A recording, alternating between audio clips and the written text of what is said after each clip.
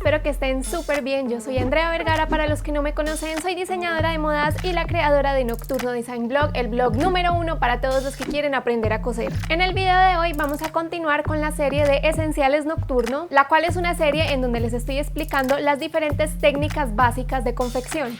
Hoy vamos a ver cómo coser el bolsillo delantero de un pantalón. Esta es una técnica muy fácil que todos deberían saber porque la puedes aplicar no solo a pantalones, sino también a faldas, a shorts, incluso a vestidos. Y no tiene que ser el típico diseño del bolsillo de pantalón al que estamos acostumbrados a ver. Puedes aplicar esta misma técnica con el diseño de boca de bolsillo que tú quieras. Habiendo dicho esto, vamos a empezar con el tutorial.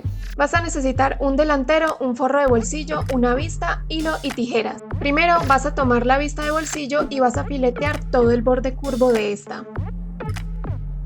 Te debe quedar algo así.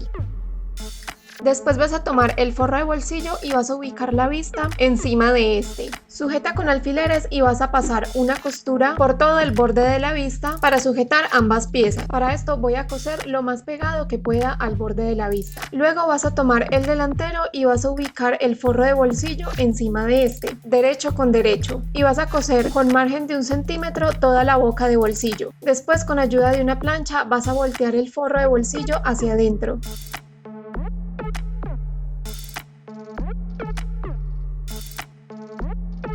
Y luego vas a pespuntar toda la boca de bolsillo con 2 costuras. Para esto estoy utilizando este hilo de la marca Coats, que es de la línea Astra, y este es un hilo especial que se utiliza para pespuntar las costuras de los jeans. Los hilos se miden con el grosor y la unidad de medida es el TEX. Un hilo normal es TEX 27 y este hilo de la línea Astra es TEX 105, lo que lo hace mucho más grueso que un hilo normal. Para poder coser este tipo de hilos con una máquina doméstica es necesario soltar al máximo la tensión de la máquina y coser siempre con la puntada más larga que tengas. Como puedes ver, estoy utilizando el hilo normal en el carretel de la bobina y el hilo Astra en la aguja. Entonces, como ves, aquí te estoy marcando por dónde voy a pasar la costura. Recuerda que debes soltar toda la tensión de la máquina y utilizar la puntada más larga que tengas. Y para este procedimiento también te recomiendo mucho utilizar el prensatelas de doble arrastre, porque con este la costura va a quedar mucho más pulida. También es importante que cosas lo más despacio posible para asegurar la máxima calidad de la costura.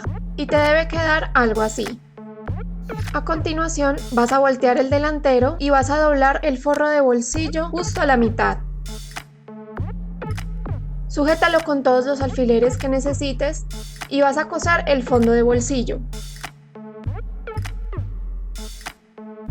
Para esto estoy pasando primero una costura recta en mi máquina plana y después voy a pasar la fileteadora para que quede de mejor calidad. Si lo deseas, puedes utilizar la puntada overlock de tu máquina plana. Ya para finalizar el bolsillo, lo único que debes hacer es pasar una costura recta lo más pegada al borde, en el costado y en la cintura. Al final te debe quedar algo así. Como puedes ver, coser este tipo de bolsillo es muy fácil y, como lo dije al principio del video, lo puedes aplicar a varios tipos de prendas. Si quieren seguir aprendiendo estas técnicas de confección conmigo, asegúrense de suscribirse porque en el próximo video les voy a explicar paso a paso cómo montar una manga. Recuerden que voy a estar publicando videos todos los viernes y los domingos, pero aún así denle click a la campanita para que YouTube les mande una notificación cada vez que publique un video nuevo. Déjenme saber en los comentarios de abajo cómo les pareció este tutorial y qué otras técnicas de confección les gustaría que les explicara.